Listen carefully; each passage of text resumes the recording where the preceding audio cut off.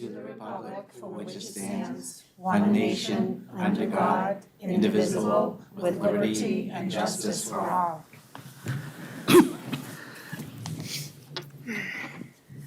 This meeting is being live streamed by Chelmsford Telemedia and posted to the Chelmsford Public Schools website for interested community members to access and watch. In-person public participation will be taking place tonight in accordance with the Chelmsford School Committee Public Participation Guidelines. Anyone speaking tonight during the public input portion of the meeting has notified the superintendent's office of their desire to speak and has been provided with these guidelines. Upon request, written comments received no later than 12 p.m. on the day of this meeting will also be read and made a part of the record of the meeting during the second public input session. I don't see any members of the press. Welcome to tonight's meeting. Our first order of business is to approve the minutes from our meeting on October 4th. Does anybody have a motion for me? Yep, I make a motion to accept the minutes from our meeting on October 4th. And I second the motion, Donna. Thank you. Does anybody have any corrections?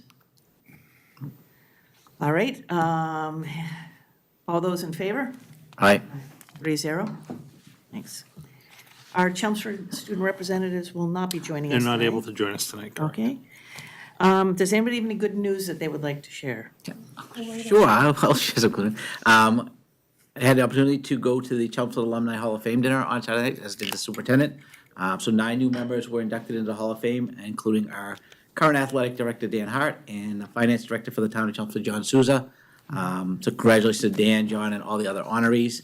Also a thank you to George Simonian and Terry McSheehy for all their years of leadership to the Alumni Association. So both are planning to step back next year. I don't know if George will actually step back, but I wish them the best of luck, and I thank them for all their service to the Alumni Association. Thank you. Anything else, Linda? That is it. Because the students aren't here tonight, I'll just mention it. I know that theater is deeply rehearsing for Legally Blonde, and everybody should set their calendars. November 15th, it starts at the high school, and look on the website for when the link comes up to buy tickets. Please, they're doing a really super job. Great. And we have no one registered for public input tonight? We don't. Okay, so moving on to new business. New business. All right, we're actually going to skip to number 2. Our French exchange students, we actually graded them Friday night. So they've been in the district, and they're going to be departing on Friday. But they're having a very good time at the school and doing some events, so we're thrilled to have them. And we'll probably have a follow-up video after their time is done with us to share at a future meeting. But it's great to see another group of students in the district. And I know Friday night when we were talking to some of our kids, they're really looking forward in February of going over to France. So we're excited about that. What part of France? I don't know. I don't know. The, what is, Don't know if they'd have to go back and look at what school. yeah, they we'll went get, to. there's a particular school in a particular town. great. I just can't remember it off the top of my head. There was just a nice welcome dinner on Friday that we stopped by and, oh, sorry, I figured most people can hear my voice, but we stopped by at the establishment like we hosted for the Spaniards when they were here. And it was a full house and the kids were having a very nice time, other family members. I think we missed a big game of Heads Up, I heard, because we only had a lead. After we And I left. think they had a very, very important game of Heads Up. And, but it was great. It was just nice to see them and the kids are acclimating perfectly. Terrific. Great.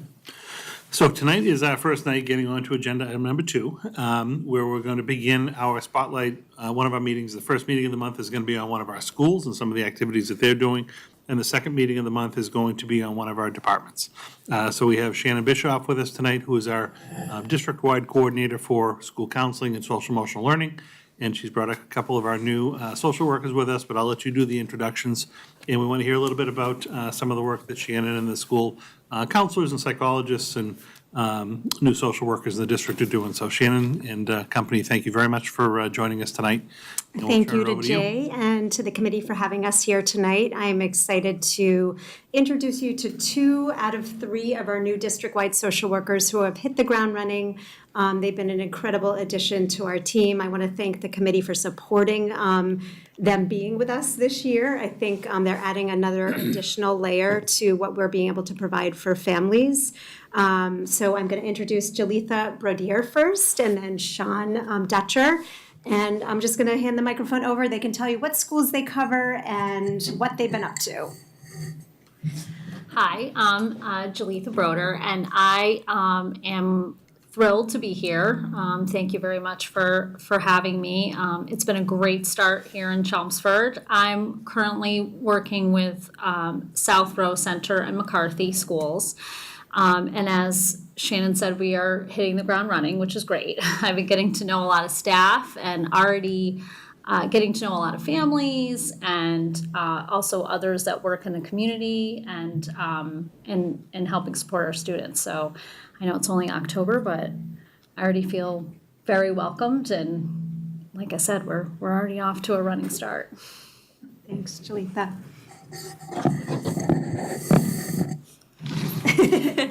Hi, I'm Sean Dutcher. So I am doing Byam, Harrington, and Parker. Like Jalitha said, definitely we have been busy from day one, which has been wonderful. Meeting a lot of families, supporting a lot of families, getting connected with community resources, some of their mental health needs, being in the schools, meeting the staff, supporting them, kind of figuring out what the needs are, and collaborating a lot on what we can do to support everybody moving forward. Thank you, Sean. Just a couple of other things. Samantha Campbell couldn't be with us tonight, but she is our district-wide social worker placed at the high school. She's working with all three houses there. She's an integral part of each of the houses at the high school and is mirroring what Jalitha and Sean are doing throughout the district. The three of them have worked highly collaboratively. They have a home base. I know that was a big question that came up last year. Where will they go? We've created a suite at the high school with the support of Jay and Steve at the high school. We kind of revamped and moved things around. So our STEP program moved up to the third floor, and the social workers have taken over the suite on the lower level. So they have a collaborative space where they kind of start their day, end their day. They have a common meeting area. Hi. And they're able to share a lot of resources. The other thing I want to mention is that they're going out on a lot of home visits in a collaborative manner. So there might be two of them that go out to work with families, and we're meeting families wherever they're comfortable. It might be in the home, it might be out in the community, it may be at the school. So a lot of flexibility to meet the needs of our families and what they need. Another big priority area for the social workers this year is around attendance. So they had the opportunity to attend a summit last month by the Mass Partnership for Youth. And we haven't quite reformatted how we want to address attendance, but a lot of talking points came from that summit, and it's absolutely a priority that we are going to be working on throughout the year and working collaboratively with the schools and the administration there to support families. And it's about every family, it's a unique obstacle, and it's about removing obstacles to anything we can do to get students at school and support them in their success. So just want to make sure there's nothing else. Oh, the website. So the social workers have been added to the website. Chris O'Donnell's been collaborating with us, so we're able to add resources on a regular basis. So the social workers might vet or find a new community resources, and we're trying to get it up in a really timely manner to support families. The other thing we did to make accessibility to the social workers a little bit more equitable is that we created a self-referral for families, and that's a live link on our website that families at home can log on, input a priority area of concern that they want support and help with, and then one of the social workers will reach out to them. I think that does it. And, every day, one of the things that we were looking for in our social workers was the ability to be flexible and adjust on a daily basis depending on the needs of our families, because we want to be responding to and meeting the needs of those families that are in greatest need. And our three social workers have done exactly that. We're only a month and a half in, and they're a highly collaborative, hardworking team. So I just want to thank them so much. I do want to say that the beginning of the school year often brings a lot of opportunities for us to be in the schools, talking to families and staff, and universally, everybody has said what a great addition you've all been to the school. So thank you very much for everything you're doing. Thank you. Thank you. Thank you. This is something that we had, when we were going through the budget process last spring, kind of talked about as far as having to, some additional resources we wanted to allocate. I think particularly coming out of COVID, we saw a lot of our families struggling a bit, and students who were struggling even before COVID. Certainly with that disconnect from schools, it was even more difficult, and we really felt like we had to provide another layer of support, which we just didn't have in the district. We have some fantastic resources in the district, but we were missing that homeschool connection piece, particularly with the social work. So I was thrilled we were able to put 3 positions in the budget and really kind of launch this and get this program going. So I couldn't be happier so far with how it's going. I want to just thank the 2 of you and Shannon and obviously Sam at home. Samantha as well, and Sam at home watching as well for the work so far this year. So, thank you.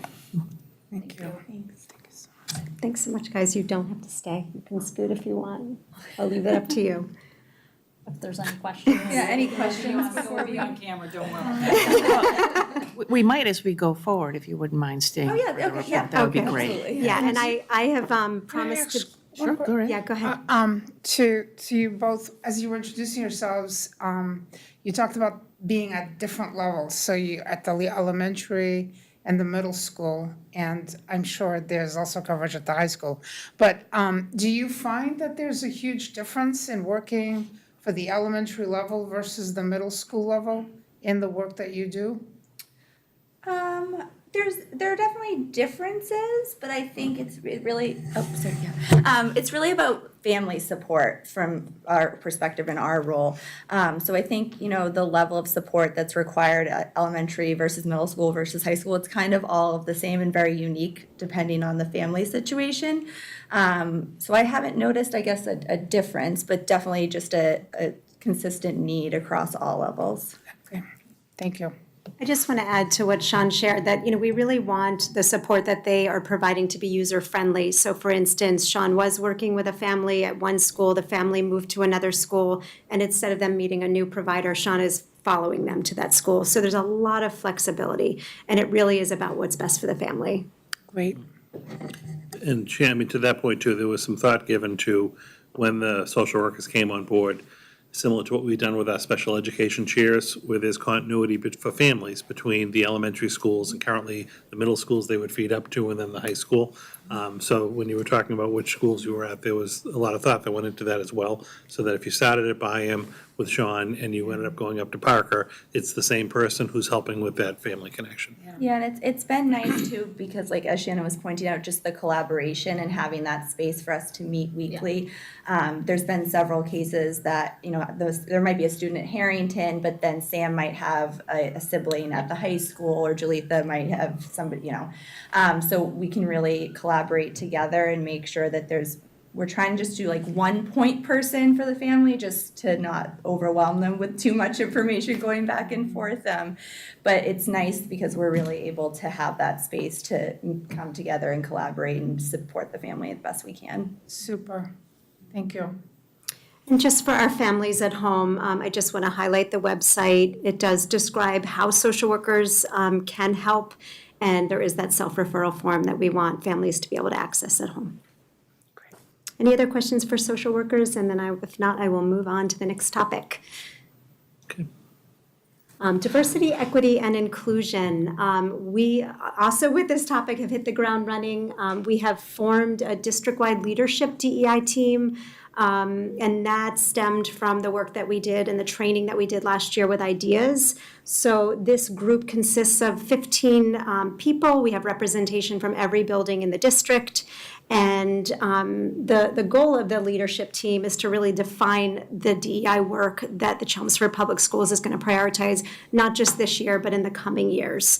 And one thing I've learned in my research and my work is that this is a multi-year commitment that we're making to do this work. And we're going to start with the 4 topics that I've listed below. I'm jumping around a little bit, but on the bottom of the screen, we've identified 4 priority areas as a DEI team that we want to prioritize. The first being partnering with our stakeholders around the district. That could be teachers within the school, support staff within the schools, families at home, students at home, and the community. So we really want this to be a wraparound approach to addressing the issues that we want to address with DEI. So that is number 1 is our priorities, diversity, equity, and inclusion in the classroom and curriculum. is the second one, and ongoing professional development. That sort of launches from the work that we did with Ideas last year, and that is support and learning for leaders in the district, for teachers in the district, for our students, and for our families at home, and all support staff. And then last, policies, protocols, handbooks, resources, human resources, and hiring. We sort of lumped those all in together in terms of our operations as a district. So those are 4 very lofty goals and topics. On the top, I just want to highlight a couple of ways that we're going about this work that we're going to be doing this year. We're going to continue our collaboration with Ideas, and that is twofold. One, they're going to be consultants to our DEI committee throughout the year, and they're going to continue to train many of the staff in the district that were not trained last year. I believe CHIPS is a number 1 priority, our preschool, and some support staff around the district here at central office and with the school committee. So those are being scheduled as we speak and will be rolled out throughout the school year.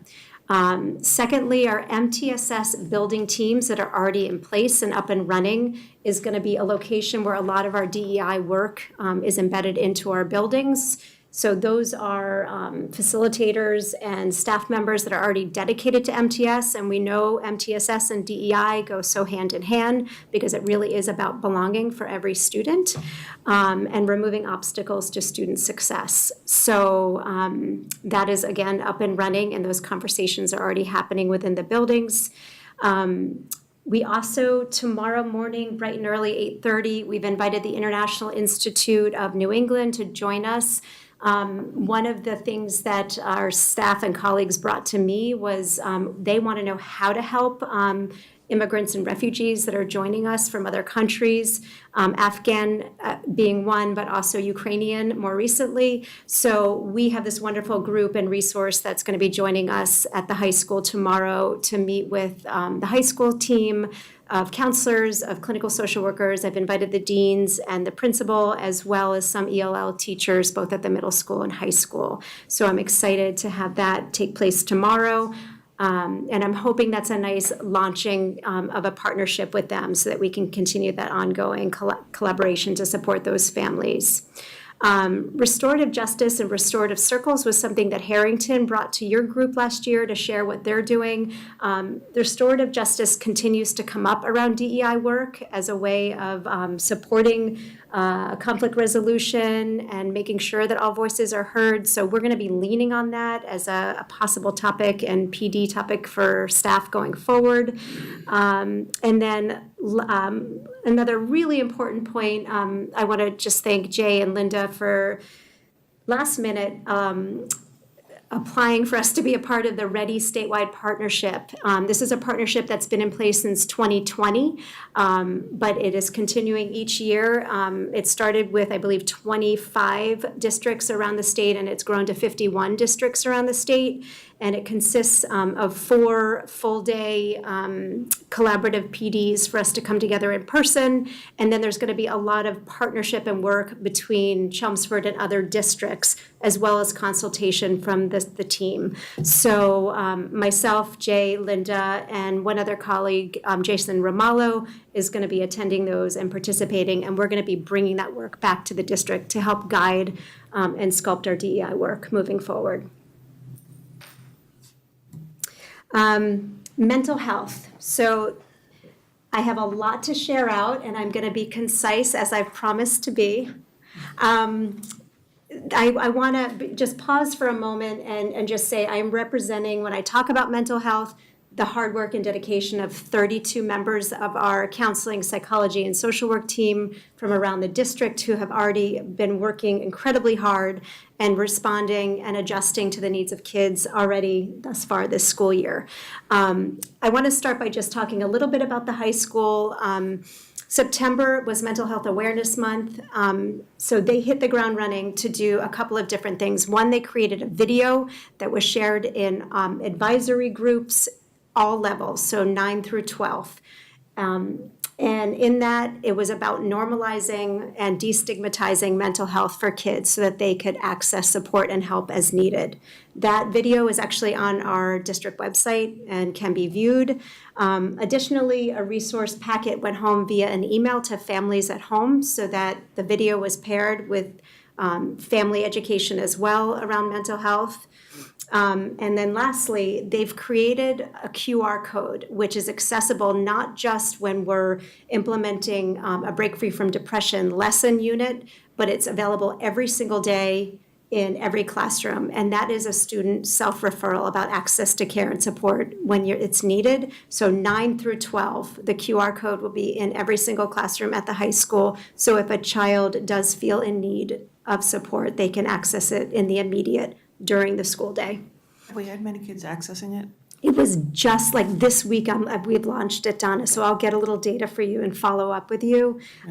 We know that when we implement Break Free from Depression, those units for the freshman class, we use exit tickets and we do screen for depression. And it helps us respond. So we talked about this last year, and this was something that in September we just said, let's try this. We're piloting this. And what we want is accessibility every day and not just when we're doing specific units on depression awareness and mental health awareness. So I will happily come back and report back to you around that. And I want to thank the high school team for their flexibility and their creativity in coming up with this, because this was sort of, it really was their doing and their response to wanting to catch kids in need when they need it.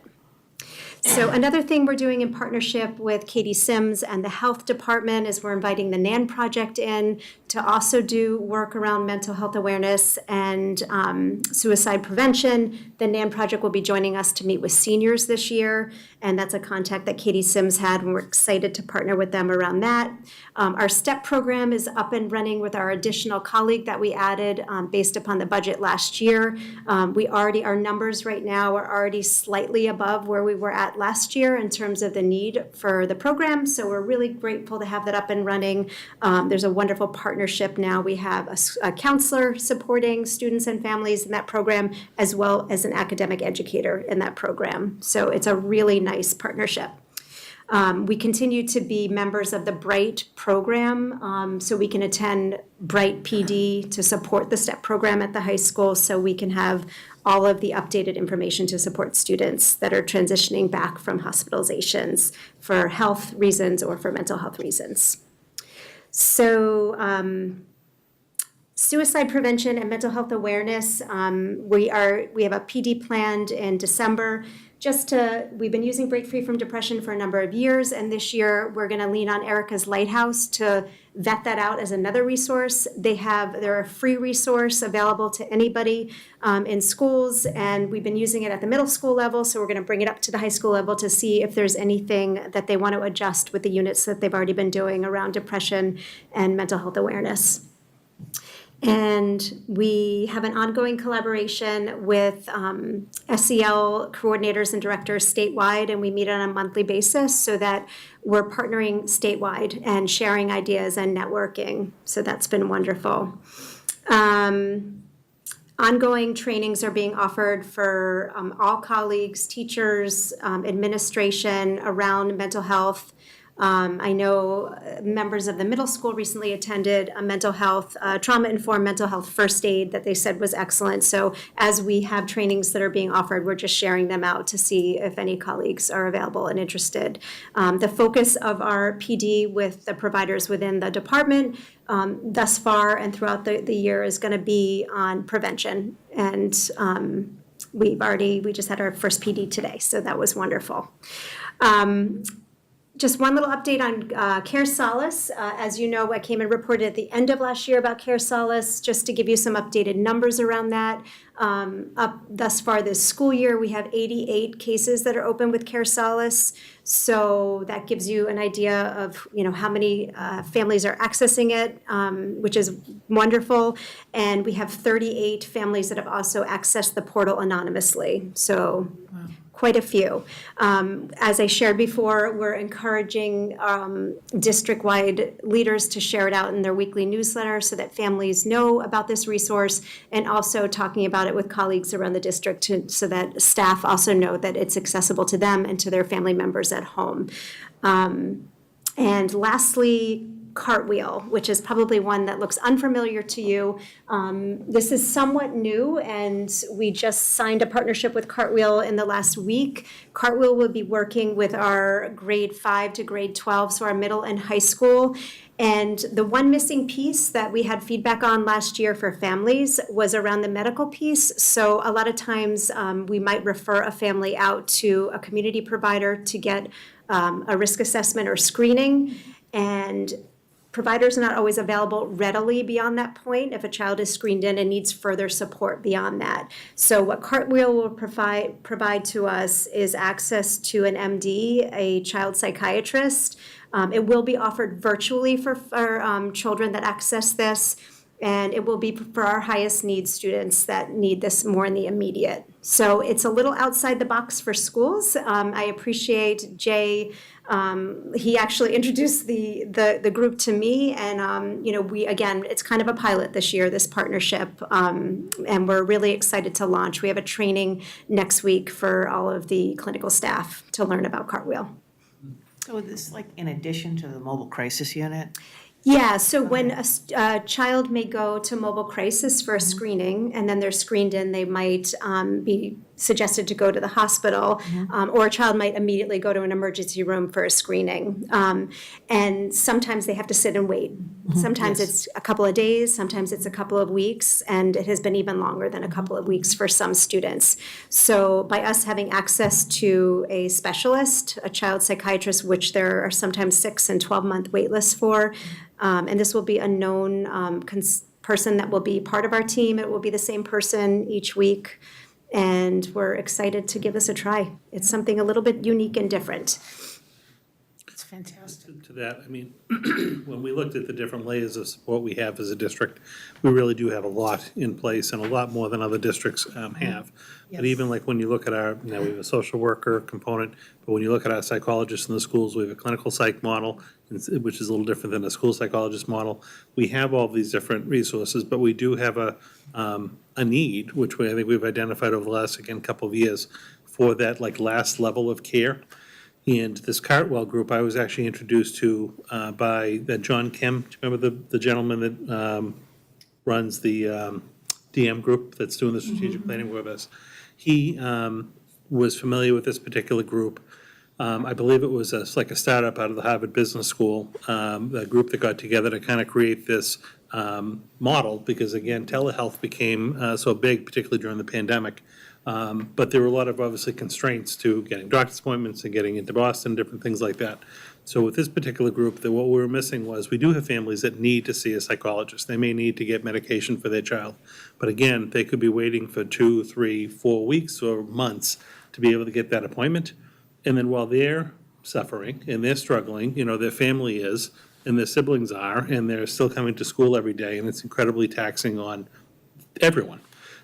So what we're able to do with this particular group is actually contract for direct access to this psychiatrist. We'll be able to, in a matter of days, a week, potentially get someone in, as opposed to having to get into a queue.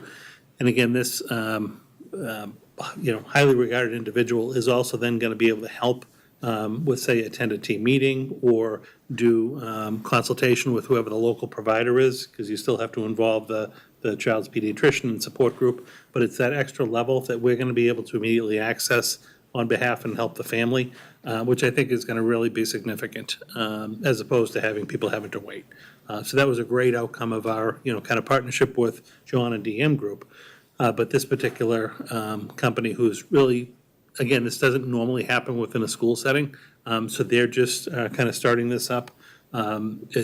I think it's like a partnership with Harvard Business School, obviously was the group that kind of came up with it, but it's pediatricians at Harvard Medical School, and that's what we're able to actually access. So these are top-notch individuals that'll now be part of our team. Yeah, Absolutely, and I've been working with a provider. She's an MD by the name of Julianne Chen. She's the medical director of Cartwheel. She's more than happy to come and meet all of you as well in the future if you would like her to come. But she has been wonderful, and again, I think the way we're looking at mental health right now is we're trying to adjust and respond. And we know that there is a mental health crisis for children right now in our country. And schools don't typically do and provide this, but it really is about adjusting and trying to expand what we have to offer. And the social worker sitting next to me is a testament of that in terms of the extra layer of bridging home and school. And now this medical piece we think is going to bridge another gap that students and families felt was a true obstacle last year to the health and well-being of their children. So we're so excited to start this, and again, I'll have more to report out as we start to utilize Cartwheel.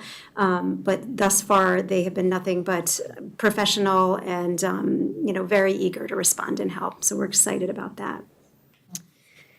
So, in social emotional learning, I'm just going to do a brief overview. I don't have a lot of data to report out yet because we're just getting started. The big new news in terms of social emotional learning is Panorama, and that is, has anybody heard of Panorama before? Okay.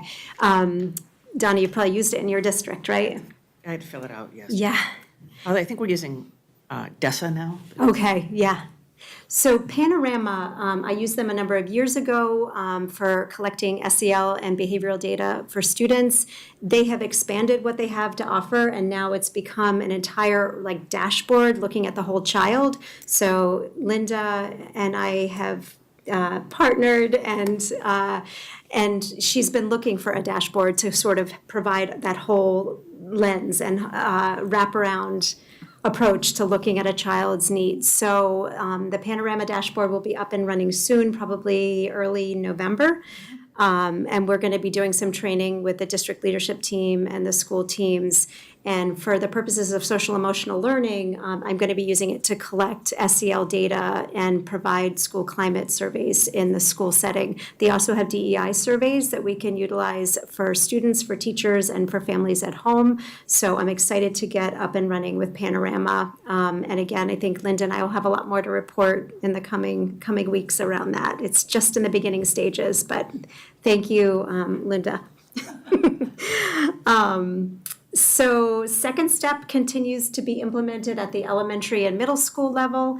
Second Step was not new to elementary last year, but the digital curriculum was new to them. And middle school, we're in year 2 of implementing the SEL curriculum, and it's going well. And the high school utilizes Character Strong as their SEL curriculum. And I want to say that the MTSS SEL team at the high school is really working hard to adjust and adapt the Character Strong curriculum just to make it more user-friendly for students. So we're, again, constantly adjusting that curriculum to make an impact on kids. We have the ongoing tiered MTSS teams meeting in the buildings. We have our first facilitators meeting for our MTSS facilitators scheduled for next month, where we bring them together at the elementary level and then the middle and high school level together, and Katie Sims and I partner to facilitate that. We have our district-wide MTSS team that meets about 4 times a year or more as needed. And at that meeting, we just had our first meeting about a week ago, and that's where each administrator in the building gets to share out all of the progress made in terms of MTSS, and also share out questions that they have so that we can share ideas building to building. And that is it. All right. Amazing. So as you can see, we've been quite busy the first month and a half of school. Does anybody have any questions? I mean, this was a lot of information, which was wonderful. I'm thinking back to, 3-4 years ago, we have moved quite forward in this, and from what you're reporting here, this is amazing. I also wanted to pass on a comment and an observation. I've talked to several folks who are part of your team. And what they tell me is that they're really appreciating the amount of communication that's happening district-wide in this area. And that is wonderful to hear, and to know that, you're working so hard to make sure that it's a whole collaborative effort and that everybody is getting a piece of the pie, which is terrific. Thank you. And kudos on adding that on. That's, you can't find a child psychologist in pediatrics, so. No, it was a missing piece. I'm glad we were able to do that. And we'll see how it works with this new group. Dennis? Just going back to the DEI work, how are we getting students involved in that? Are there student groups where the students can share their experiences and concerns? How we, Great a question. lot of stuff with the staff going on. It's such a great question, and that's absolutely the priority of the DEI team, is to talk about stakeholder input and getting their vision and their lens for the work that we're going to be doing. Right now at the high school, there is a Black Student Union, there is a Asian Student Union, and we have a GSA group meeting as well. So there are affinity groups that are coming together, and there's a lot of communication happening between staff and those student groups. I would like that to trickle to the whole district and not just at the high school level. And it really is about getting stakeholder feedback and input, both at home, in the community, and within the schools. So that's our priority, and I don't want to say by any stretch of the means that we're there yet. Like, we're a work in progress with that. And what we're doing too is we're leaning on some of our consultants and this READY group that we'll be working with all year to talk about other districts who have already implemented some of this work and can guide us in the partnership that we can do with stakeholders and families. So I think we're going to be able to pick a topic and something to focus on with the READY group for the spring. And I think our topic's going to be exactly that: stakeholder feedback and input in the work that we're doing, because it's really going to help define our work moving forward. Thank you. Great question. Yeah, so first, as a parent, and well, I think as you know, the board all here voted for all of this stuff, and we're really big supporters of the programs, and as a parent, I'm a supporter of the programs. And really what you put together is a really impressive body of work, and we really just appreciate that. I wanted to call out something specifically, though. I think it is important, and I'm happy to see that you guys are doing work with refugee populations. So I'm a veteran of Afghanistan, and the there are refugees, and I don't think a lot of parents necessarily know, I mean, a lot of people generally. There are Afghans in Chelmsford, all over this region. There are hundreds of Afghans and Ukrainian kids that are in schools. And the conditions a lot of them come out of, they go through family separation. They have pretty traumatic experiences on the way out sometimes, and they require a ton of support. They require a village, I guess you would call it. So I'm glad that that was done proactively, or whatever feedback was listened to, because yeah, they have a lot of challenges they have to work through. So I appreciate it. Thank you. Yeah. Absolutely. And, Yeah, and go I know ahead, Maria. that's the group that you're focusing on, you're going to be hearing about it and so on. But Ukraine, and now it's going to be Venezuela. These are three groups that right now immigration is, we're going to see some folks come into the system, and three very different countries, cultures, and so on. So really great to see that you're having this group come in. I'm going to offline give you another couple of groups that we work with, so that you have access to that too for resources. Thank you. And our team is chomping at the bit for resources, so we really appreciate that. And I think one of the obstacles we're finding when a family is resettled in a city environment, there's access to public transportation and more community resources at the ready within walking distance. And in Chelmsford, we're finding some of our families have less access because of transportation. It takes time to get their driver's license. It takes time to get work permits. And there's some sense of isolation that happens. So that's going to be the focus of some of our questions tomorrow, is how we can support families. And we just, we encourage families at home to reach out, let us know what your obstacles are so that we can respond. We absolutely care. And we might not have all the answers today at this moment, but we really want to try to create some systems that can support families that are going through this.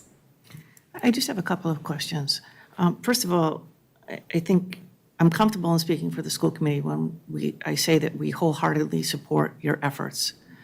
But occasionally we'll receive letters or emails from community members that don't really understand the point of social emotional learning or think it's something really different than what it is. And I was wondering if you could just kind of give a little bit of a thumbnail sketch of what social emotional learning is, that, you know, what it is that we're doing in the schools with regards to this. I know you second step, but a lot of people may not be familiar with what it is or what the goals of it are. So I just want to share out that there are parent letters that accompany our units that we're doing in Second Step. So families have access to that and principals are sharing that out. Actually, I believe teachers are sharing that out. The social emotional curriculum is being taught as a tier 1, so in the classroom. So our teachers are teaching the social emotional curriculum, and it's on a variety of topics aligned with the CASEL curriculum. And the CASEL standards. And it's anything, just to break it down for families at home, it can be, you know, how to set goals. What does it look like to set a goal? What does it look like to understand executive functioning or organization, you know, when I'm sitting down to do a task? What does it mean to have some self-awareness of how my body's feeling at this moment, to make them more self-aware and be able to self-identify when they're in need? How do I get along and resolve conflicts with peers that I have to navigate in my classroom with? So those are a couple of topics that they work on. And students that need a different level, we can bring some of the social emotional learning curriculum and activities into like a tier 2 smaller group setting as well, to respond to the students' needs in that manner as well. And I want to thank our teachers that are listening, because they didn't go to school to be counselors, and yet they are prioritizing SEL as part of their daily curriculum. And what they're finding the outcome of it is that kids are being able to navigate and get along with one another better. They're being able to set goals for themselves and accomplish tasks better because of the curriculum that they're implementing. Great, thank you. That actually kind of leads to my next question around what are we doing to help support our staff who have students in their classrooms who may be struggling with mental health issues. You know, maybe they're hearing firsthand from the students, or, you know, they may be aware that there's issues. You know, it's complicated, right? I mean, you know, certainly it takes an emotional toll on our staff, and trying to balance the academic and the social emotional learning and the mental health issues. You know, are we doing anything for our staff to help them? So a couple of different things. One, you mentioned staff supporting students, but secondly, how are we supporting staff? So I'm going to start with that. I want to recognize Care Solace as a support and resource for all of our colleagues around the district, not just for themselves, but for family members at home. They can be grandparents, it can be their own children, their spouse. You do not have to live in Chelmsford to utilize Care Solace. If you are a district employee, you have access to using Care Solace as a referral resource. The second thing, and this is in response to, again, some district-wide leadership interest, we're going to look at a social emotional learning curriculum for adults, and we were just given permission to pilot it from Second Step. They've given us like a month-long trial that we're going to look at using. So a couple of schools have shown some interest, and we're going to give that a try, and then we can share out in our MTSS district-wide group how that went.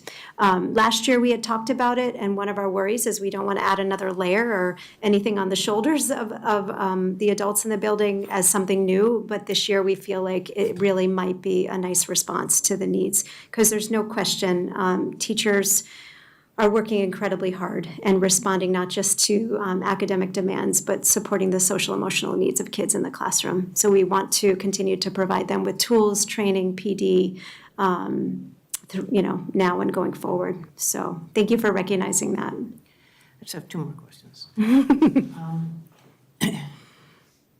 So I understand all of these things that we're doing, but there are some things that a school district can never be.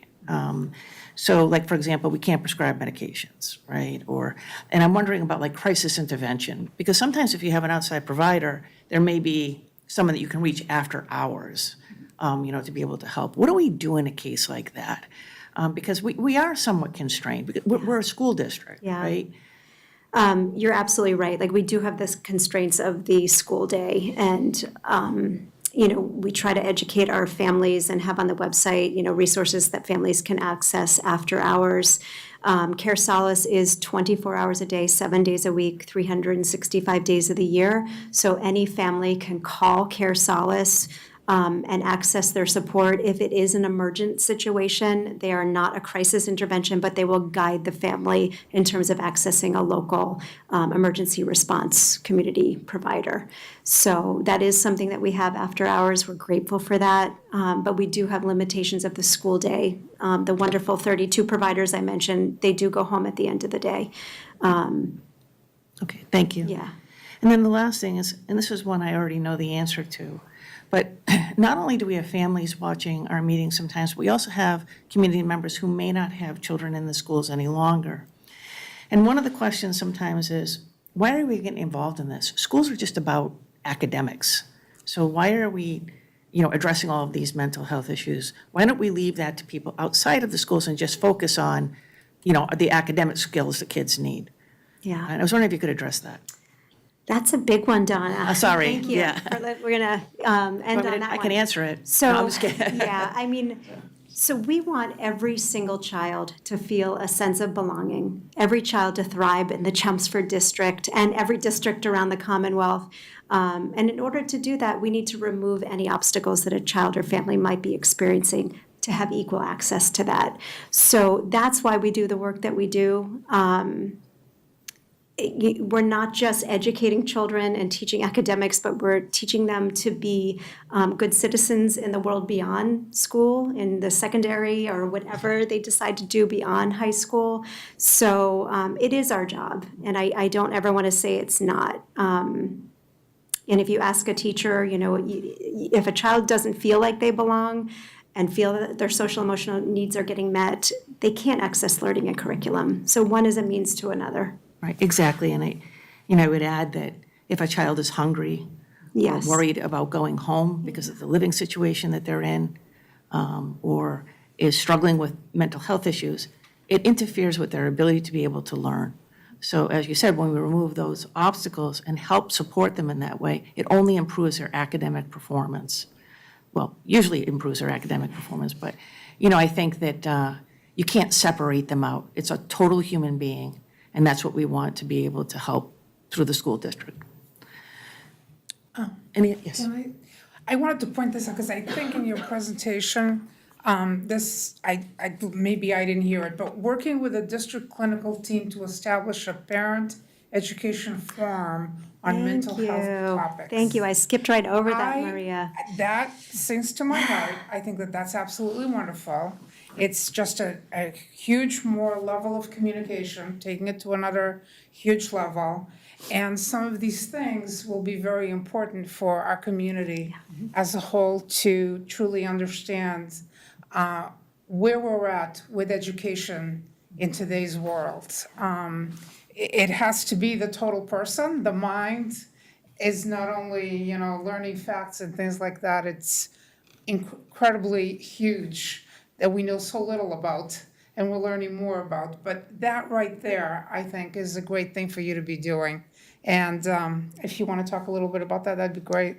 Yeah, and we are just emerging in a plan for that. And what I did in my September department meetings throughout the district is to share out, if our clinicians have a topic that they are either an expert in or have done some trainings in, I'm going to create a calendar and they can sign up.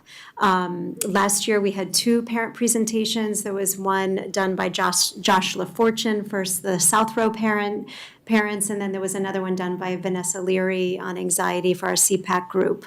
So I want to expand on that, and we might have like one a quarter this year, but my goal eventually would be to reach like one a month, where it's a variety of different topics. It could be on understanding and learning about immigrant populations. It could be about learning about anxiety. It could be a number of different things. So it really is just about partnering the work that we're doing here at school and partnering with families at home so that we can be working together. Super. We were at the Council of Schools last week, and I know that they were interested in doing a forum as well. They talked about a public input, so that might be something worth talk. I would talk to Jay. I know that they were thinking about, they have in the past had a speaker that they've sponsored, so you might have, Yeah, it's a large parent group. It's representative of like all the PTOs in the town. But again, now that we're kind of coming out of COVID, we can convene in person again.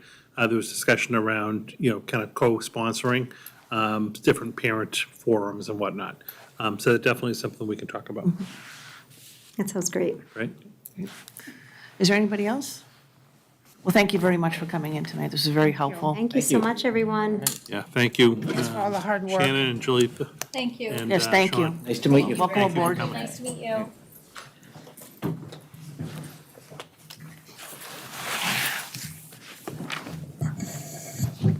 Have a good night. Thank you. Thank you.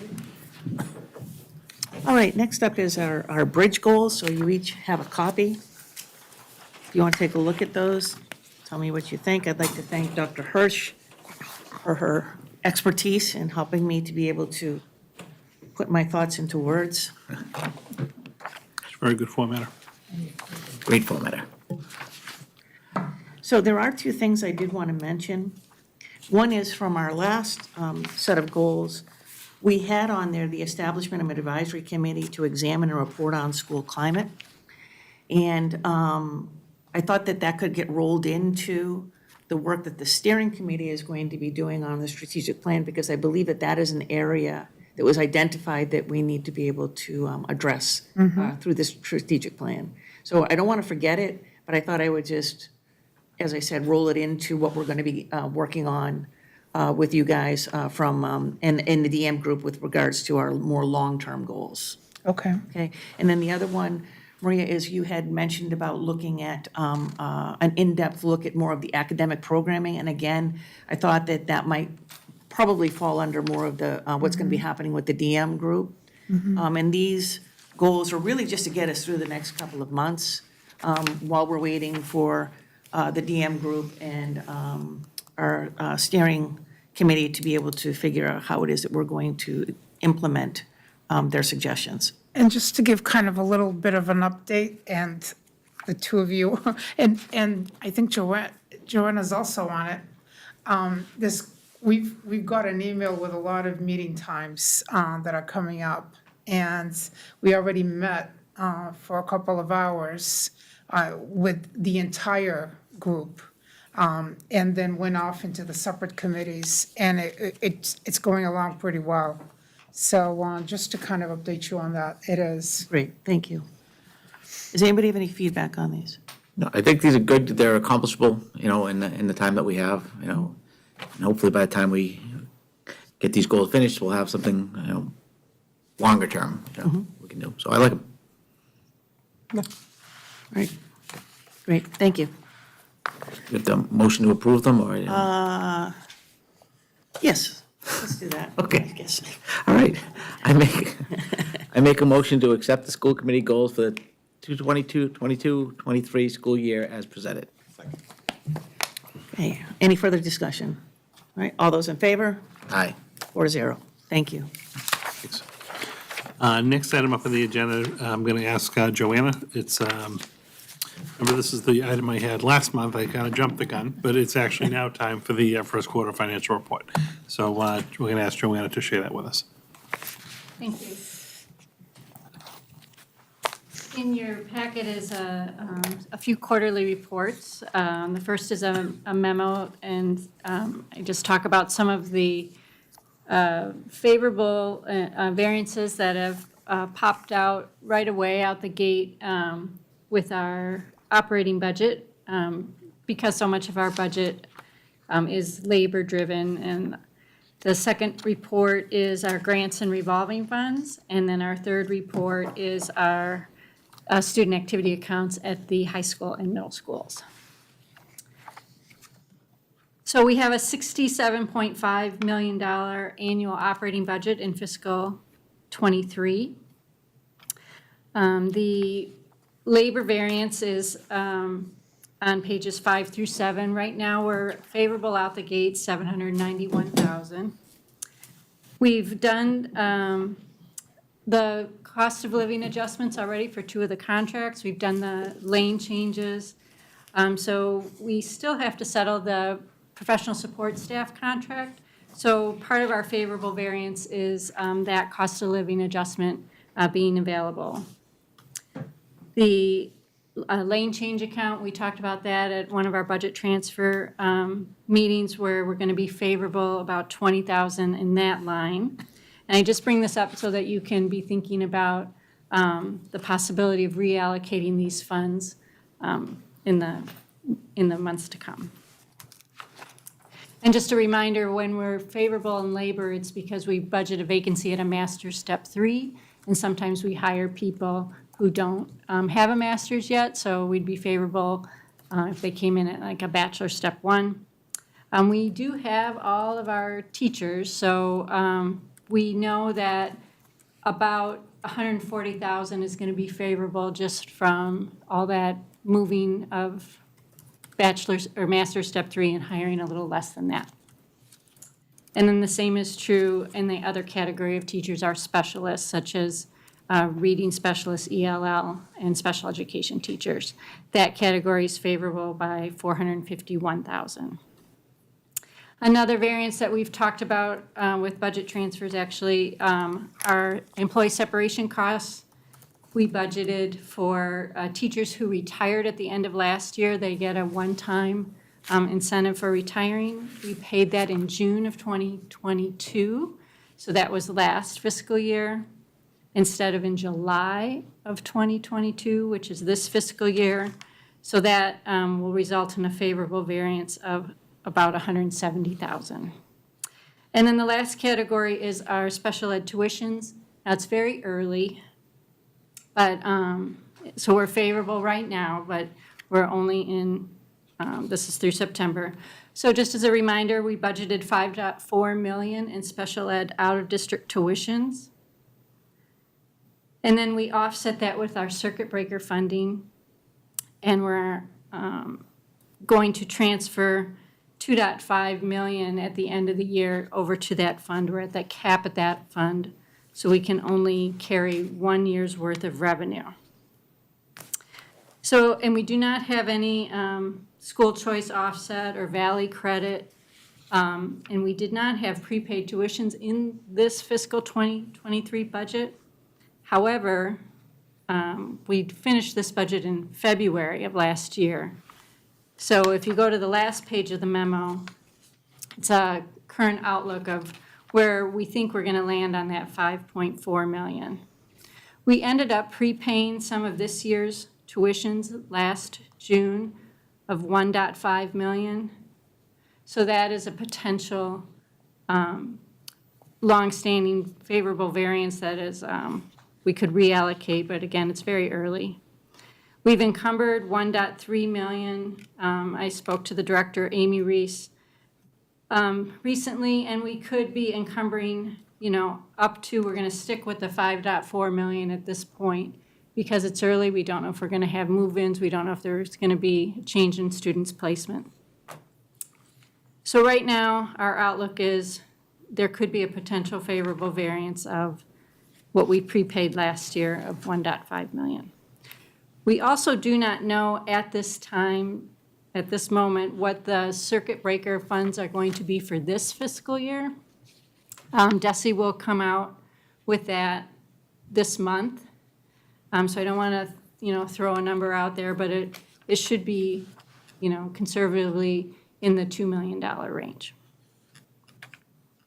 And the last section is just a little update on our school choice fund. Right now, there's $2.3 million in the fund. We use this to offset our one-to-one Chromebook leases. And once we get, at the end of the year, we expect that fund to be at $2.4 million. Any questions on the operating budget? On the Valley Collaborative, do we think we're going to get a credit again this year, or? We do not think we're going to get accredited. Okay. I know we have the last 3 years or so. At least 3, if not 4. Yeah. But no, we had a Valley Board meeting about a month or so ago, and they're not over the amount that they can retain. So we actually voted as a board to move some of their available funds to the offset the OPEB liability within the group. And even after doing that, we were still under the amount that they can retain. So there's not going to be any give back to districts for this year. So that's pretty much a given. I don't know what's going to happen in '24, but for right now, we're not going to get any money back in '23. I had a question. I mean, it certainly seems like, in terms of the budget, that we're doing well. But one of the things that we were hearing at town meeting, for example, is there's a lot of uncertainty over the next couple of months, what may be happening with the economy and whatnot. And, I guess maybe it's more of a statement, but, to caution people that, with rising fuel costs and, well, the rising cost of everything, that whatever money we may currently have as a surplus could be easily eaten up by the fact that we're looking at, maybe some more difficult economic times with prices going up and whatnot. So I didn't know if you had any comment on that. You're more of the expert on that than I am, but. I think you're right. I think, we're getting quotes back for our initiatives, and they are a little higher than we thought they'd be, 6 months ago. Availability is, sometimes it doesn't meet, we want it within a month and it's going to take longer. So you're right. These things could impact the overall plan, and then we would need to adjust to stay within the 67.5 million, to move forward on the priorities and put a pause on things that, are a little, beyond the original thoughts. Thank you. Just, Yes. just kind of quickly on this one. So in a school system too, the first quarter budget report really is only detailing a 1 month spend, because July and August we're not in school. So yes, this is the report, we always report quarterly, but we get a better look of what's happening at mid-year in December. And then we kind of internally identify what may be available for one-time funding. We brought recommendations before you in the past, but we typically don't even really act on the majority of those until after the third quarter, because a lot really can happen now that we're into the school year. On a positive note, our larger contracts have settled, like our teachers' contract has settled. We've moved the funds around in the budget to accompany that. But as you said, we're getting into, cold season, heating season. While we think we're in solid ground, and I think we are in solid ground, we wouldn't make recommendations for really moving this money or doing any kind of one-time spending until after the new year, January, February timeframe. Right. And, this is certainly a good early look at where we are. Sure. But there's a lot to still be determined. And I think that's the point that I was trying to emphasize, is there's a lot of unknowns right now. Right. So I don't want people to think, the school department's flushing There's cash. Yeah, you know there what I'm are saying? also some unknowns for fiscal '24. We're going to Exactly. be starting our budget Exactly. process, in the next couple of months. And we'll be on a traditional schedule of presenting that to you after the first of the year. But again, depending on how that looks, and there was one large number that we're going to be contending with, it's an increase, a significant increase. They're estimating right now about 14% for out-of-district special education tuitions. So for us, that's about $750,000. Those rates are set by the state. They're not negotiated. We have no say in them. And a lot of districts are really now kind of realizing and trying to figure out how they're going to pay for that. We have built some reserves, so that's certainly going to help us. We may need to use some of this money to offset some costs in '23 that are going to hit us in '24 to smooth things over. So to your point, it is still very early. It's good news for us at this point, but there's just so many unknowns. We still have to go at this cautiously. Thank you.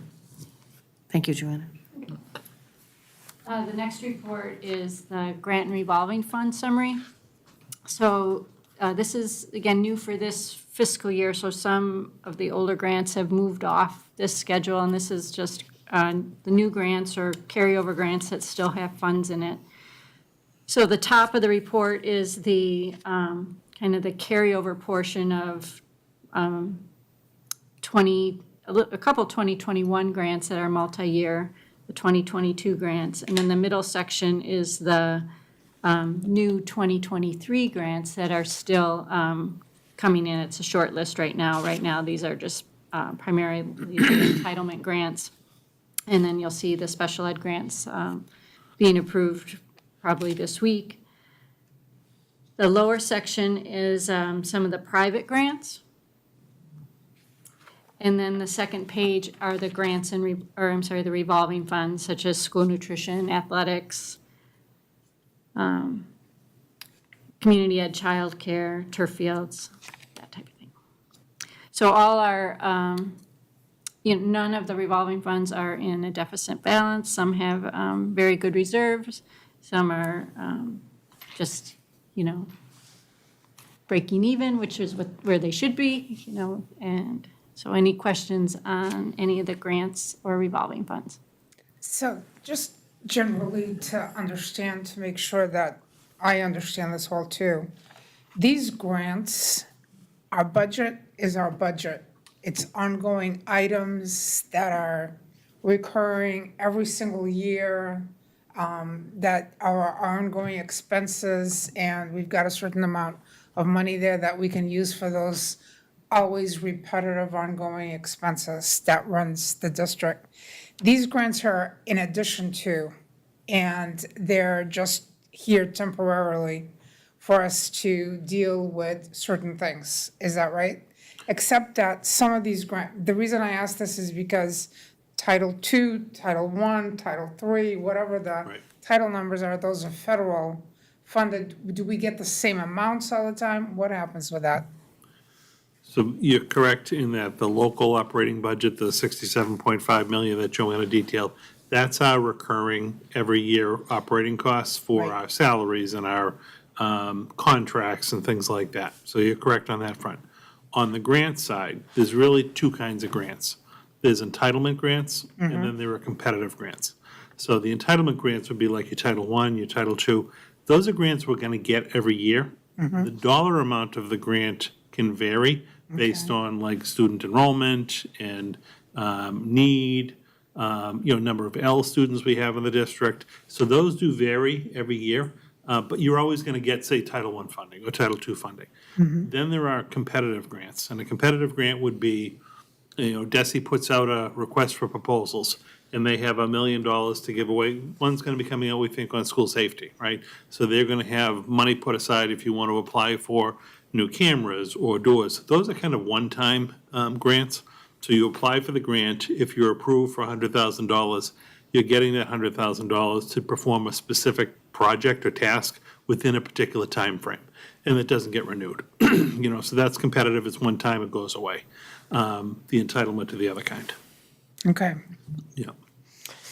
The reason that's important is because people often ask me, what's happening with that money that we got for COVID and so on?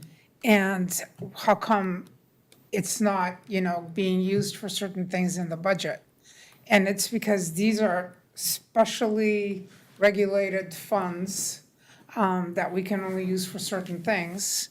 And is not going to be here eternally. It's Right. for a certain All amount. grants come with strings attached, right? So whether they're competitive or they're entitlement grants, you receive the funding for a specific person, for a specific purpose.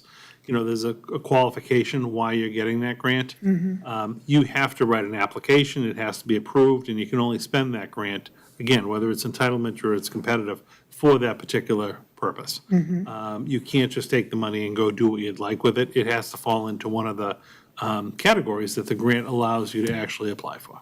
Okay, Right, thank you. Okay. okay. Right. And then the last reports, three little reports, are the high school, middle school, and student activity accounts. So these are the clubs, the teams. So the high school has a balance with all their, 70-some clubs and teams, $203,000. The Mccarthy Middle School is at about $21,000, and the Parker Middle School is at about $55,000. One thought that came to mind when I was going through this on this balance sheet for the two middle schools is with what's going to be coming up with our restructuring, to think about how those accounts are going to be resolved in terms of the restructuring, Right. because they're not exactly the same and so on. So, and benefiting different levels, all of that stuff.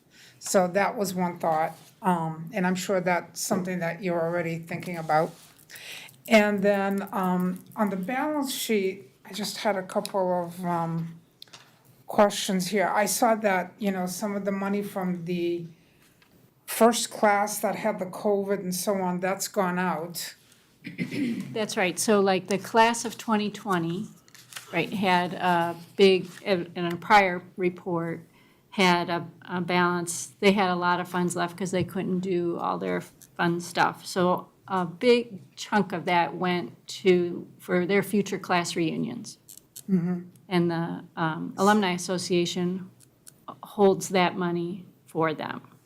And the And other, then Okay, class they're of 20. holding it. And they're They're- holding it. And then the class of 2021, I left it on here, even though it's a zero balance, just to show that the class of 2021, we did the same thing. They had a much smaller balance because they did get to do some of their events, not as many. So again, the Alumni Association is holding, we wrote them a check, and they have that money for the class of 2021's future class reunions.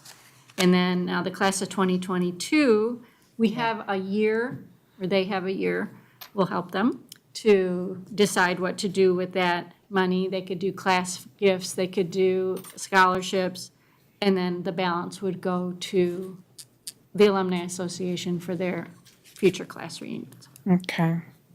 My other question is, there's something on the Career Center. What is that for? Oh, that was when they had a little, it's almost like field trip type stuff. So they would, like if they were to, go, once a year, they would go on some field trips, and they kind of collected money, and this would like pay for their buses to go on those events. Okay. It's kind of spurty, it's kind of once a year, they use those funds. Because the Career Center really is part of the high school and part of what we're funding, right? There was some little grant or something, I remember, from, for the position that's in the Career Center, is that? Oh, it is part of one of the grants. Yeah, last year, there was a grant for $30,000 that helped fund the new position in the Career Center. Right. That was for the first year. This year, we do not have that grant, and the position is 100% funded from the local budget. Okay, thank you. Any questions on the student activity accounts? Okay. Okay, so that's maybe just a motion to accept the report as a report of progress. I'll make a motion to accept the report as a report of progress. I second that. Roll call. You can just do all in five, because there were no transfers or anything like that. Okay. All those in favor? Aye. 4-0. Thank you. Thank you, Joanne. Great. Thank you, Joanna. Fifth item on the agenda, we're going to stay with Joanna. We have been talking a little bit to try to get an update specifically, Maria, on the Esser grants that people have asked about. And there were 3 different grants and kind of how they've been spent or what they've been allocated to. So Joanna is going to walk us through that. So we received 3 grants in 2021 and 2022 from the Federal CARES Act grant. And the acronym is ESSER, E-S-S-E-R, different than ESSA, which is the entitlement grants, like Title I, Title IIA. So I'm going to go over each of the 3. 2 of them, we have spent or encumbered all of the funds. The third one goes until September of 2024, which is fiscal year '25. So that one, we still have available funds. ESSER 1 was $311,545.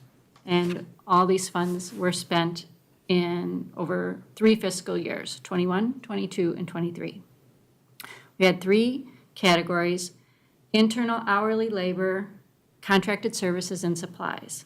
The labor was $34,385, and that was primarily internal labor for extra custodial cleaning hours and extra nursing contact tracing hours during the pandemic.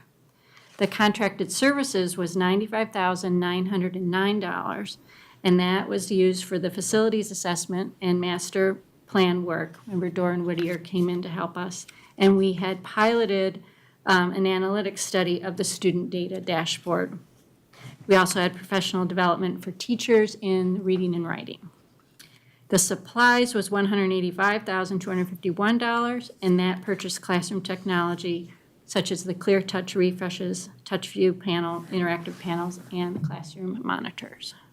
So that's what the $311,545 funded over 3 fiscal years. ESSER 2 was $645,438. And the majority of this has been spent. We have one little open encumbrance for $6,000 left that hopefully that invoice will come in over the next couple weeks. So over the past 2 fiscal years, we've spent, again, same 3 categories: internal hourly labor, contracted services, and supplies. $21,173 was also in the extra custodial cleaning and nursing contact tracing during the pandemic. Contracted services, this is a big number, $482,402. This, the majority of it went to extra custodial cleaning with the contracted service providers. I don't know if you remember, they came in extra during the day and did the cleanings between cohort A, cohort B, all that. We also had professional development in the areas of culturally proficient schools, and then also reading and writing. We had the analytics platform for the student data. We had the therapy dog visits at all the schools. And we had the initial strategic plan development with the DM group. The supplies category was $141,863, and this funded the cleaning supplies during the pandemic, so all the extra things that the contracted service providers and our own internal people use to clean all the buildings. The PPE for students and staff, hand sanitizer, air purifiers and filters, sanitizer cabinets for the science classroom equipment, and then some nursing privacy screens. So that was ESSER 2. Again, no more funds available. The last one, next page, is ESSER 3. So this grant is going to be, we wrote it in fiscal '22, and it ends in September of 2024, so about 2 years away. That's $1,428,108. We've spent $311,000. We've encumbered $227,000, and there's $889,529 still available in this grant. So far, just a little bit has been spent on the custodial cleaning. Again, same 3 categories: internal labor, contracted services, and supplies. Because the contracted services, so this number, this is kind of combined the actual and the encumbrances of $553,425. This is where that paper product for online tutoring, the 24/7 that you read about in the newsletter, that's where this is funded from last year and this year. Phase 2 of the strategic plan implementation, the new special education opportunities review that we talked about here, and more professional development in the areas of equity and achievement. And no supplies have been purchased yet on this grant, but when we wrote the grant, it was earmarked for to sanitize the schools and instructional technology for online learning. We'll likely need to amend that because when Dr. Hirsch wrote this in November of 2021, it was very different lens than where we are today. And then some of the items we know that we will be using the grant for this this fiscal year and into 2024 will support what we're learning in the strategic plan assessment and implementation. School safety audit, the superintendent talked about, is under review, and that would be $65,000 from the contracted services.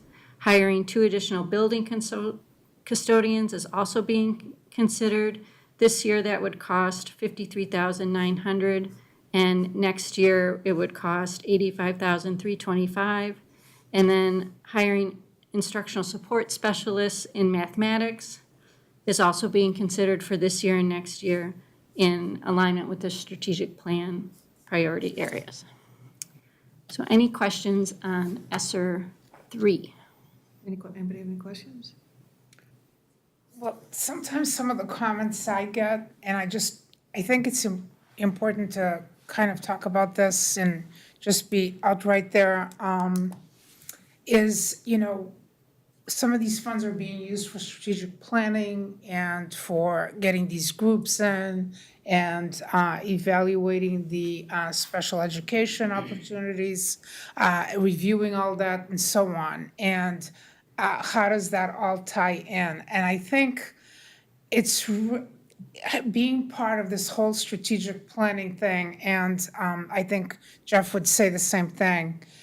I am extremely glad in many ways that we are doing this now as we're coming out of COVID, because it's very clear from everything that we're doing, the impact that COVID has had on every level of the education system. And especially important to identify what can and can't be done for these special groups that we're looking at and focusing on the equities. I think that it's important for everyone to know that it changed everything. And it's very clear. And because we're doing it now, we can address these issues and hopefully have a plan in place that will bring us not only back, but moving forward and ahead, despite what happened with COVID.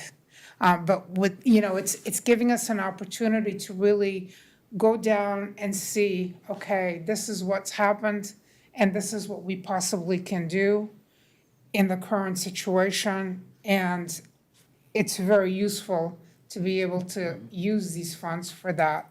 And I can't see that we wouldn't be able to do it without it. So Right. I think it's important to realize that. Yeah, I wholeheartedly agree with what you said. I think the other thing that we have kept in mind is whether it was ESSER 1, 2, or 3, they all had definitive dates. They're going to go away. These are not entitlement grants that are going to be here forever. So these are one-time grants, and they came as a result of the pandemic. I think we utilized the funding, even through the whole strategic planning process, to really identify where we were coming out of the pandemic, to try to identify like some of, people calling it learning loss, but like some of the struggles that our students and, staff might be having as we're coming out of the pandemic, trying to get back on track. We know, and as this being part of the group, that our special populations, all students suffered, right, as a result of the pandemic. But our special populations struggled more, or they were more impacted. And we've seen that in the test scores, even coming out of the pandemic. That's why we need to do this deep dive, and that's why the Special Ed Opportunities Review really makes sense, because we know over the next 3 to 5 years, we have identified what the issues are. How are we now going to solve them? How are we going to allocate our resources to support those most struggling students in the district? So all of these steps we've taken, I think, really put us in a good frame for moving forward. Absolutely. And we're not going to be dependent on this money for recurring revenue in future years. The grant that ends technically in fiscal, 25, like the 2 years out, we're going to have to, as we're going through this whole strategic planning process, now we're identifying our priority areas, our initiatives, and we're going to do the same with the Special Ed Opportunities Review. We may need to allocate some of those resources this current year and then next year to really try to, fill some of those holes, with the outlook that in fiscal '25, we're gonna have to be able to maintain that level of service. You're not gonna put something in and then pull it out. And I think a lot of districts statewide who maybe added, all types of positions or recurring costs to the budgets, whether it was full-time salaries and benefits or, tutors or things like that, they're not going to be able to sustain that, particularly with the environment of the budget that we're going to find ourselves in, nationally over the next number of years. It was going to be hard anyway. But now it's going to be impossible for those districts to sustain that, so they're really going to kind of feel like they got the rug pulled out from under them because they're not going to be able to keep that going. So we, I think, have been very strategic in actually going about this to identify what we're doing well, where our gaps are, and how we're going to remedy that over the next 3 to 5 years. But we're not putting a lot of cost on these grants that are going to be dependent on continuing. Yeah, that's true. The other thing that's become clear is that what has been put in place really does allow us to, again, move forward, like the social workers that we saw today and so on, those positions. That's become pretty clear. So one thing that would concern me, for instance, would be people need to, I think everybody needs to realize, for example, paper, $553,425 is gone towards that. That's not a small amount since last year. Right. And that might not be something that we can move forward with all the time because it's not part of the regular budget. So, I mean, I'm sure we'll get reports during the year and so on how much use this is getting and what the impact is. Paper wasn't 553. That was there were several things that are listed there. So it was paper, but we had to, as part of the grant, provide out-of-school tutoring services for our students. So that was one of the requirements. So we either had to purchase paper, or we had to purchase a different service, or we had to do it with our own people. So there were options, but we had to earmark a certain amount of the grant to go to support kids after. So that wasn't, discretionary. But it was paper, it was a strategic plan, it was the special ed opportunities review. Those all total 553. Okay. It wasn't just paper being 553. Great. So, I'm sorry, Dennis. No, I was just gonna say, I appreciate the way you laid everything out, because that is the question sometimes people is, where are these grants going? And I think anybody that reads this are gonna be able to see exactly where the monies went, and they're well spent in the 3 years we've had them, so thank you. That's great. Right, the other problem too is, for those of us that drop our Rs, Esser and Essa are two completely different things, right? And so the Esser grant, which is elementary, secondary, school relief fund? School, emergency relief, elementary, secondary school, emergency relief, right, okay? And ESSA, which is Every Student Succeeds Act, two completely different things, and I think that sometimes they get mixed up, okay, when people are talking. And ESSER is related to COVID. ESSA is something else completely different, okay? It's the new No Child Left Behind. Right. Okay? So I think it's important that people understand the distinction, okay? Because if you don't understand the distinction, then you might become confused about how and why money is being spent a certain way. Okay. The other thing too is, I agree that I think that COVID certainly set us back in many areas. I also think it pushed us ahead in some areas, like in the area of technology.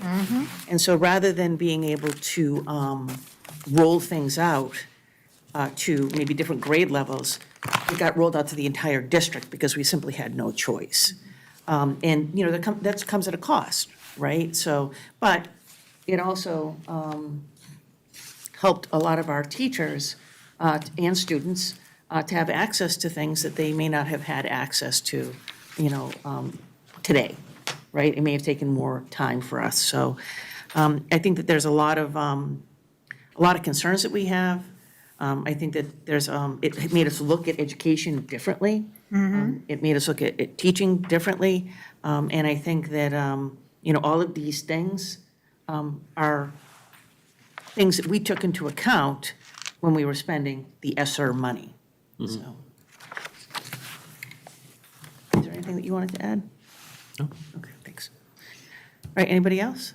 All right, thank you very, very much. Thank you. That was great. So, and this, just so people understand, this will be obviously online under our agendas. So if people have questions or they want more information, they can certainly go to the school website, the school district website to be able to see this information and email us or Joanna with any concerns or further questions. I highly recommend emailing Joanne. No, I'm teasing. It's already up on the website. All right. All right, next item is a request for a rate increase for hearing and vision screeners in the district. And this actually comes as a request from Peggy Gump, who's our coordinator for school nursing services. So every year, we obviously didn't do this during COVID when kids weren't here, but every year the district employs some very part-time technicians to come in and help with the K-12 vision and hearing screening services. And she points out that our hourly rate that we pay these individuals just has really never moved from wherever it, I assume, started years ago. And we're not keeping up with our neighboring communities, and we're not able to attract people to come in and help. Other districts have had a similar issue, and, instead of hiring a screener, they may actually employ like a substitute nurse, either on an hourly basis or a day-to-day basis. But we honestly don't have that luxury because we've had enough time getting the nurses to fill our openings that exist. So one of the recommendations is to actually just increase the amount of the hourly pay rate to see if that may be attractive to people who'd either worked previously for us in this role or a new particular person. We're currently paying, or historically have paid, $15 an hour. And the recommendation and the request is to allow us to double that to $30 an hour. In the scale of things, that sounds like a very big increase. Over the course of a year, we had employed previously 2 individuals who kind of did this on a very limited basis. It only adds up to 135 total hours of work. So for these 2 individuals combined, the last year that we did this, we paid out $2,036. So even by doubling it, we're only paying out $4,000. So it's a $2,000 to $4,000 increase. There's a grant that actually pays for this, that Peggy writes, so the grant will actually pay for this. This has no impact on the local budget, but we're just seeking your approval to be able to increase that pay rate. And the recommendation is, again, you see some of the other communities are at 25 an hour. To not have to come back and do this again in a year or two and to be a little bit more competitive, I'm recommending just doubling it to 30 an hour. But that's before you tonight. Will it impact the grant? I mean, does the grant have enough money to Yes. deal with any? Yeah, no, Peggy said the grant could actually assume the extra money. Okay, just want to, I didn't know. It'll stay confined to the grant. I'll take a motion, please. Okay, yeah, make a motion to approve the rate increase for hearing and vision screeners to $30 an hour. All right, is there any further discussion? Right, this is going to sound like a crazy question. Is this Esser? This is a separate, this is not Oh, this grant. This is is a totally, no, you know what, I'm sorry. You just said it was a grant, a- and I it's a was nursing thinking it was grant. part of our operating budget. CSHH affiliate grant. Yes, I'm sorry. Whatever that is. I don't know why I heard you say grant, and then it just went right No, out it's of my okay. head. It's, no, and what's that grant stand for? It's another acronym. Yeah. Yeah. So Peggy wrote this, and it's actually, she gets this grant for 10 years. It's a nursing affiliate grant through the Department of Public Health. And it started out at $5,000 a year, and now it's grown. Actually, last year's was $29,600. And you see it on our grant and revolving fund summary. The fund code is 250. So she would just write into that grant for, she's probably got 8 more years of the grant, and she'll probably write it again, to fund not only the vision and hearing screener labor, she also writes in the equipment, things like that. I don't, like I said, it went right out of my head, but I thought, but my thinking was it's so hard to get appointments, like that you're waiting forever, Right. so that I thought, well, this is a perfect Esser, but I'm clear now on my grants, so. We have a motion and a second. Yes, in a second, so no further discussion, all those in favor? This is a roll. We have to go This- around. This one's a roll call, because it's actually money, so we got a roll call on this one. It was a grant, though. I know, but it's still money. Okay, let me collect my thoughts. All right. Dennis, Aye. John, Maria? Aye, 4-0. Thank you very I much. think we were at town meeting too long last night. I think so, I know, probably. this is a long week for you. We have to go out a couple nights. Thank you so much. Next couple of just little updates for you, no action required. First, I think we talked at a previous meeting just around an update with the MSBA application at the, for the Parker Mccarthy. As you recall, last spring, we did submit a statement of interest to the Mass School Building Authority, the MSBA, for a potential new project with Parker Middle School. And the MSBA representatives had reached out to me. They wanted to come out and actually do a site visit at the school, review our SOI, talk about, why we thought this was a viable project. That's kind of the first step. There's like a paper screen, and then they actually come out in the second step. So we made it to that second step. So we had a very nice meeting with the MSBA staff. It's more of a working group, so it was myself, Paul Cohen, the manager, was there because someone has to speak to the town's potential ability to bond or support a project financially. Brian Curley, Facilities Director, and Kathleen Canavan from the town were there to talk about just the school itself and some of the physical aspects of it. And then Principal Parks was there as well to talk about like the educational programs and how it's impacted. They then also wanted to do just a shorter visit of Mccarthy because they'd never been to Mccarthy either, and because both middle schools are so interrelated in the application process, wanted to get a sense of that. So it was a very good meeting. I think they have a good sense of what we're talking about. Usually they want to wait until you get into a deep process to actually talk about like some of the options, but they actually wanted to kind of hear our take on, what we might like to see eventually in town.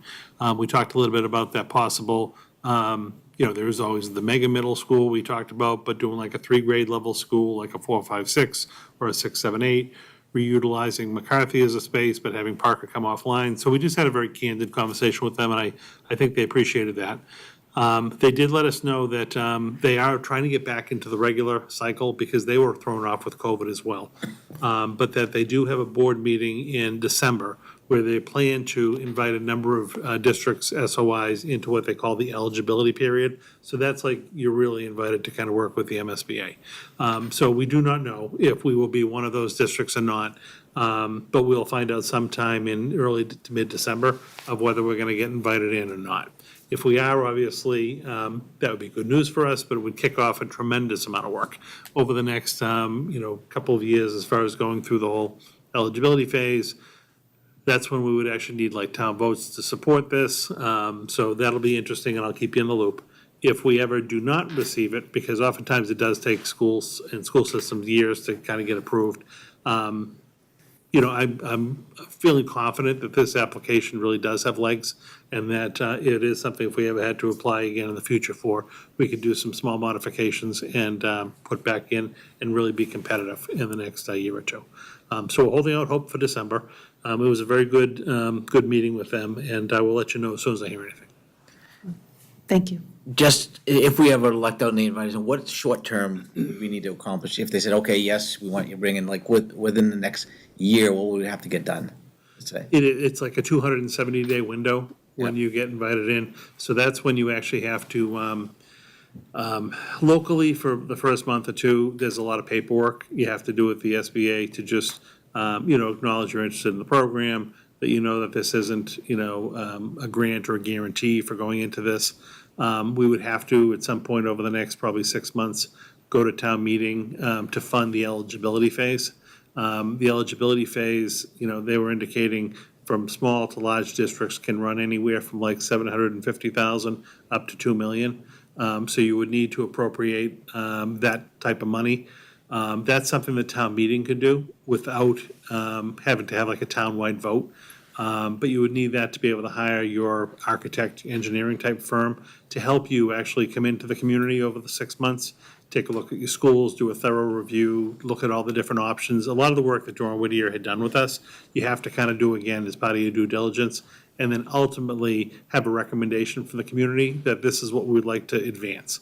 And the SBA actually has representatives that sit on that group to help you, so it's not like we're just in isolation working, but because they're going to actually pay a financial piece of this, they would be involved as well. And then ultimately, we would go back to town meeting once we had a project, but this is probably like a whole year out, Right. year and a half even, to say, yes, this is what we'd like to move forward with. This is the anticipated cost. Town meeting would need to appropriate that. And then because it would require a debt exclusion of some sort, it would probably then have to go on a town-wide vote like a ballot to have the town residents try to support us. But again, if we get the nod in December, I would certainly let you know. And I had done a little memo that kind of talked about that 270-day eligibility phase. We'll bring that out again and talk about it. And if it doesn't happen, then we'll ready our application for the following April and try to get back on track. Great. The only thing that, that they did say is, as an aside, they're still just trying to figure out how they're gonna deal with some of the projects that are already in the pipeline that are seeing incredibly escalated construction costs. So there are a number of districts who were already, well, you're not even in that phase. You're having other issues. But there are a number of districts that actually, went out to bid, awarded contracts, and now they're in construction. But obviously, construction costs have come up. But those communities are a little bit covered because they already have sitting contracts.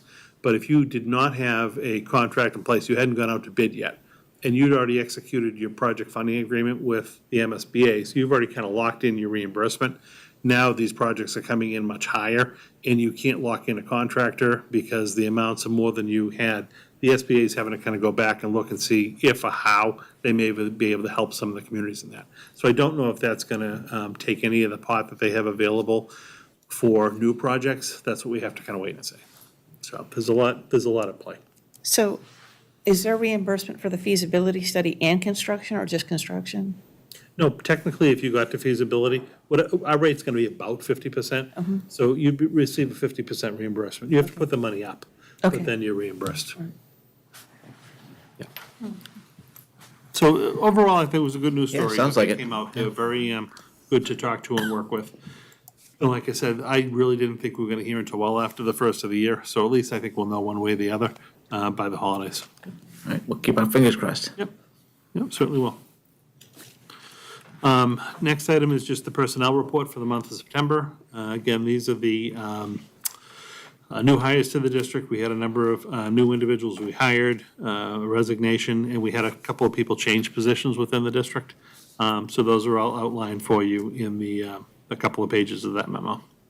Again, just provided for information purposes, and we're kind of now seeing a regular employment trend. It's not like the summer hiring like we had previously. Okay, just for information. And then last for me is approval of a field trip. This is for just one tonight for you. Parker Middle School, the Parker Pride representatives to attend a student leadership conference. It's just one day. It's not overnight. It's on November 17th, but it's up in Manchester, so it's out of state. So that's why we're seeking your approval. I make a motion to approve the field trip for the Parker Middle School Pride representatives to go to the Student Leadership Conference at SNHU. Any questions? All those in favor? Aye. All right, 4-0. And that concludes my stuff. Thank you very much. All right, do we have any liaison reports tonight? So I attended the Harrington Pto Meeting. The thing that's coming up that's big for them is the Battle of the Booze type of thing, with trunk or treating and pumpkins and so on, and that's on the 22nd. And they were going to reach out to Jay directly because they think it's their turn for the bus. They did reach out. Okay. However, I've had to let them down a little bit. I will be attending. Linda will be attending, so we can't wait to go. There were 3 different Halloween events that same day. So Center School has their trunk or treat first in the morning, then Battle of Booze kind of overlaps in the early afternoon, and then we're gonna close out the day at Byam for the Boo Bash. And we just can't get the bus around to the 3 schools. So what I did offer up to them, and I've offered to the other PTOs, is we'll certainly, as like a raffle prize, like we did last spring, do like I'll drive the kids to school one day type thing on the bus. But we just couldn't accommodate the bus for the Halloween. So that was Harrington, and McCarthy coming up is November 5th. And I think, Dennis, it's also with Center School. Yeah, So, and that's the recycle day, junk day is coming up. Okay, so that was McCarthy. I have the Wellness Committee coming up this week, coming week, and we haven't met yet, though. Right. I was able to attend a CPAC meeting after our last, I did the 6th. Was virtual, but it was very well attended. I think there were 24, 25 people online, which is great. Amy Reese kind of led the meeting and went over the purpose of CPAC, talked about the structure of the special ed department. There were a lot of middle school parents there that were very interested in what was going to happen with special education students in the transition next year. Superintendent Lang was there and answered some questions. And then they're going to send out a survey just asking for what kind of preferences people have for both meeting, whether live or virtual, and what kind of topics they want to be discussing over the year. So it looks like they're getting back on their feet this year, and again, a very well-attended meeting, so I'm hoping that stays the same throughout the year. I also had an email from Lori McCarron, who's very active at the state level at CPAC, and she just wanted to make note of the fact that November 2022 has been declared a CPAC Awareness Month by the governor, and so 4 bridges in the state, Zachem Bridge, Longfellow Bridge, Fore River Bridge, and a Burns Bridge in Worcester will light up 45 minutes prior to sunrise in honor of CPAC Awareness Month. And then also the Patriots, Gillette Stadium will share a CPAC awareness sign during the Patriots game on November 20th. So a lot of stuff going on in the state in terms of special education. So Parker Middle School has the pizza paperbacks and pumpkins on the 25th from 6 to 8 p.m. Carve pumpkins, good time. And this is kind of not a liaison report, but on November 10th, we're actually, there is the veterans panel at the high school. So all the well, not all, but a bunch of the veterans that work here and me and like all the other guys, we're gonna get together and go yell at the kids and tell them how to do it right. That's wonderful. We're super nice about it, actually, but, yeah. John, because Jeff is not here, I'll just mention this, for the high school, the parents have been so incredibly supportive of what's going on with their first grab and go that the PTO is running. And so I'm just on his behalf, just stating to everybody, thank you.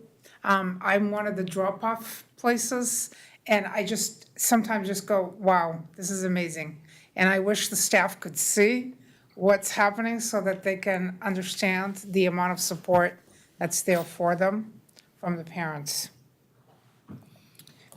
All right, so last week, we had the Council of Schools meeting, and there was quite a bit of discussion around school pictures, and as well as transportation.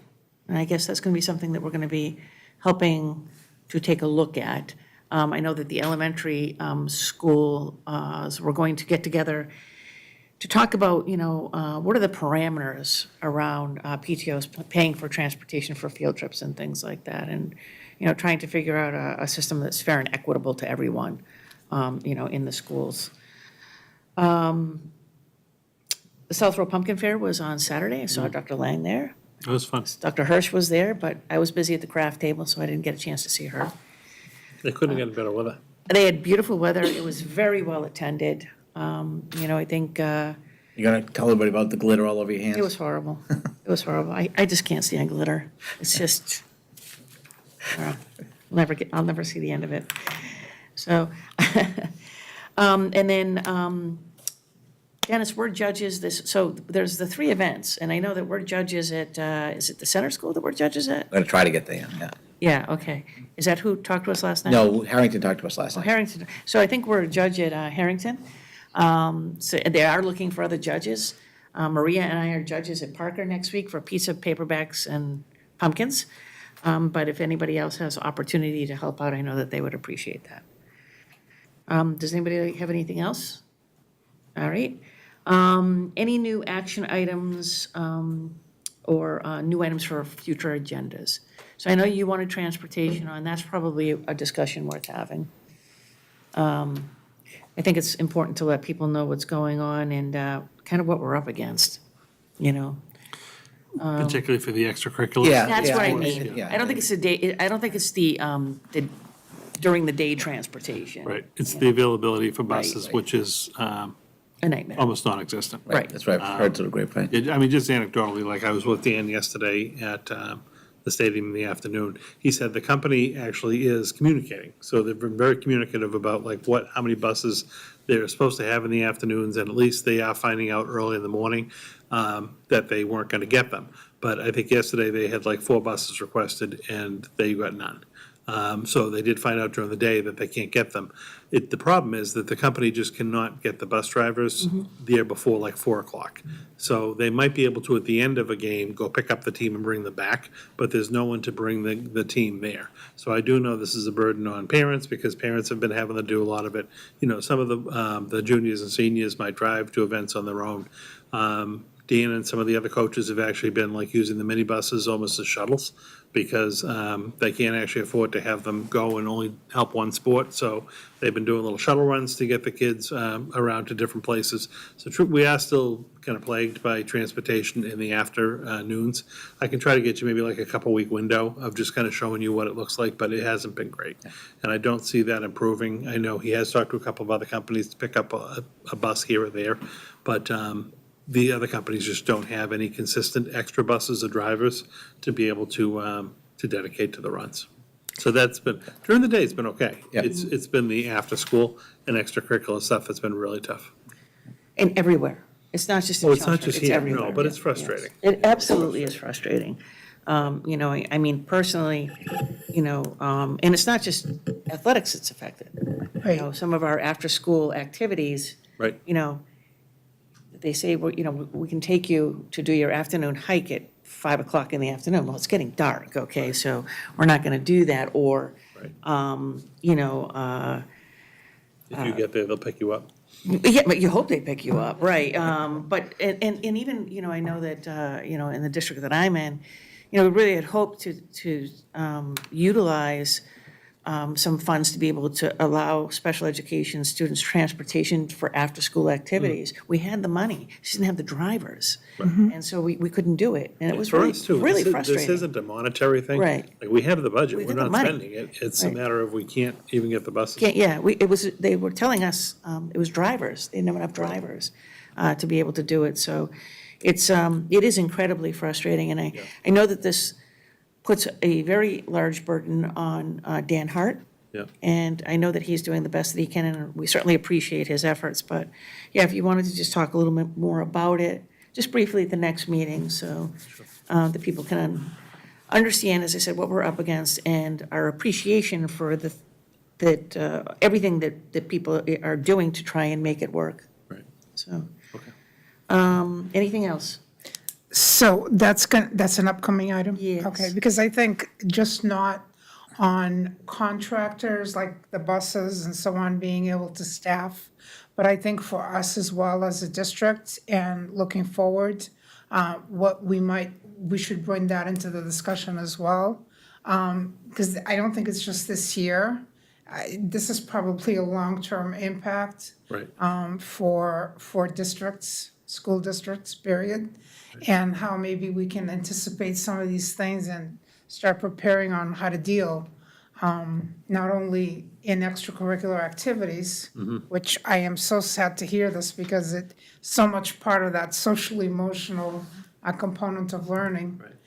But, you know, even into our own education, our own just basic teaching throughout the day. So Right. I think that should be part of our discussion if we can. Sure.